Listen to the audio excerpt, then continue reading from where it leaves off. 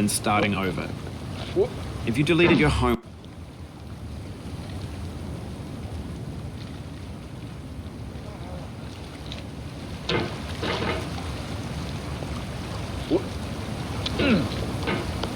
There's no feeling more intense than starting over.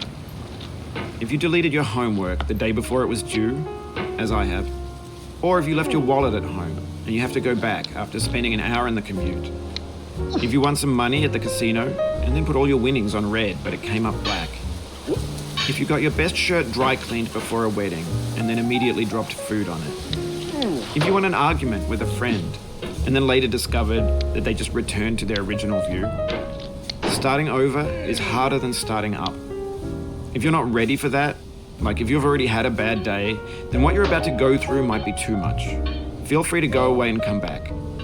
I'll be here. All right, thanks for coming with me on this trip. I'll understand if you have to take a break at any point. Just find a safe place to stop and quit the game. And don't worry, I'll save your progress, always, even your mistakes. This game is a homage to a free game that came out in 2002, titled Sexy Hiking.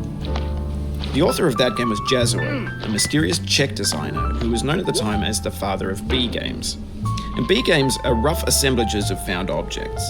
Designers slap them together very quickly and freely, and they're often too rough and unfriendly to gain much of a following. They're built more for the joy of building them than as polished products. In a certain way, Sexy Hiking is the perfect embodiment of a B game. It's built almost entirely out of found and recycled parts, and it's one of the most unusual and unfriendly games of its time. In it, your task is simply to drag yourself up a mountain with a hammer. And that act of climbing, in the digital world or in real life, has certain essential properties that give the game its flavor. No amount of forward progress is guaranteed. Some cliffs are too sheer or too slippery. And the player is constantly, unremittingly in danger of falling and losing everything.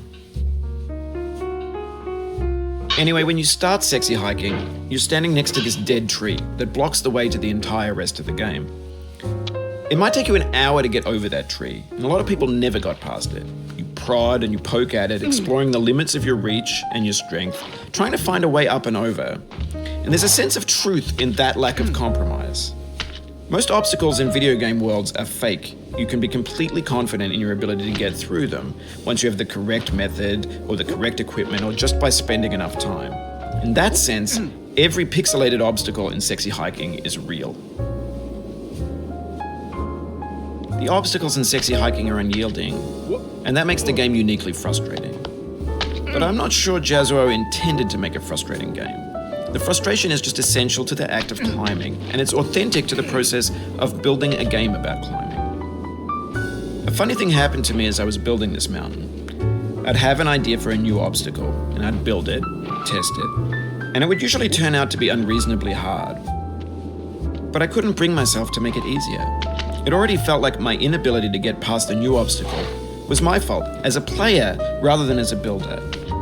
Imaginary mountains build themselves from our efforts to climb them, and it's our repeated attempts to reach the summit that turns those mountains into something real.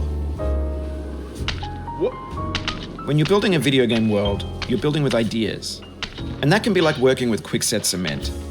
You mold your ideas into a certain shape that can be played with, and in the process of playing with them, they begin to harden and set until they're immutable, like rock. And at that point, you can't change the world. Not without breaking it into pieces and starting fresh with new ideas. For years now, people have been predicting that games would soon be made out of prefabricated objects, bought in a store and assembled into a world. And for the most part, that has